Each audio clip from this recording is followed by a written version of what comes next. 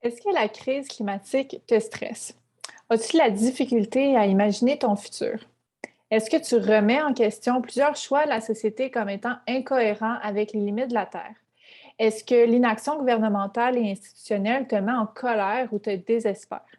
Est-ce qu'il t'arrive d'avoir des difficultés à dormir ou d'avoir une perte d'appétit suite à une mauvaise nouvelle environnementale? Est-ce que tu es triste face à la destruction des habitats et l'extinction des espèces? Est-ce que tu te sens épuisé de la confrontation avec tes proches quand il est question d'environnement? Est-ce que tu aimerais en faire plus pour la planète, mais ne sais pas par où commencer?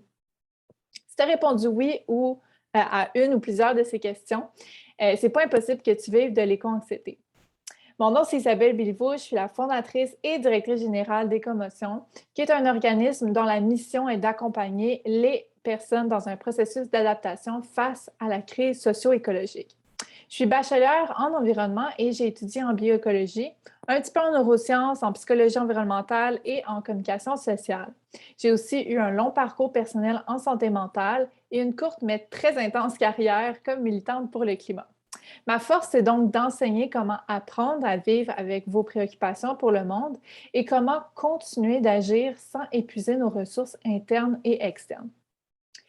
Les effets du changement climatique sont bien réels et l'éco-anxiété est une réponse 100% normale et adaptative à ces bouleversements. Elle pousse littéralement à chercher des solutions et à nous mettre en mouvement pour atténuer les impacts des changements climatiques sur nos communautés. Oui, parfois, elle peut être envahissante, mais pas de panique. Il est possible d'apprendre à vivre avec et même à la transformer en une source d'énergie qui nous permet de nous mettre en action, mais aussi de mobiliser les autres autour de nous. L'éco-anxiété, en fait, c'est une réponse du corps à un danger. Tu connais probablement la réponse attaque, défense, figée ou fight, flight, freeze de notre système nerveux autonome. C'est la manière très ancienne de notre organisme de répondre automatiquement au danger. Sans même t'en rendre compte, ton système nerveux scanne constamment ton environnement à la recherche de dangers potentiels. L'éco-anxiété, c'est donc le message que ton système nerveux t'envoie pour te signifier que l'état de la planète est critique et que tu as intérêt à faire quelque chose. Donc, face à la crise socio-écologique, on peut avoir le réflexe, par exemple, de combattre en mobilisant les gens autour de nous ou en changeant nos habitudes.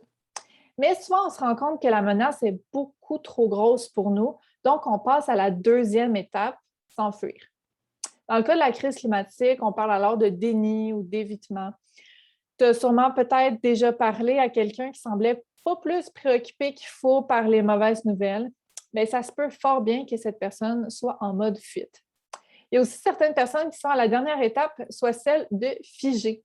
De plus en plus de personnes sont malheureusement paralysées par l'ampleur de la menace environnementale. En bref, notre système nerveux est plus souvent qu'autrement en mode survie. Et c'est malheureusement pas dans ce mode-là qu'on est le plus créatif pour trouver des solutions. On est aussi moins disposé à en parler et à collaborer. Et c'est comme ça qu'on a créé ce qu'on appelle un silence social entourant la crise climatique, mais aussi un silence social autour des impacts que cette crise-là a sur notre santé physique et mentale. Mais je pense qu'on peut faire autrement, en accordant de l'importance à nos émotions, qui sont en fait juste des messages pour nous indiquer ce qui se passe dans le monde et quels besoins sont peut-être insatisfaits.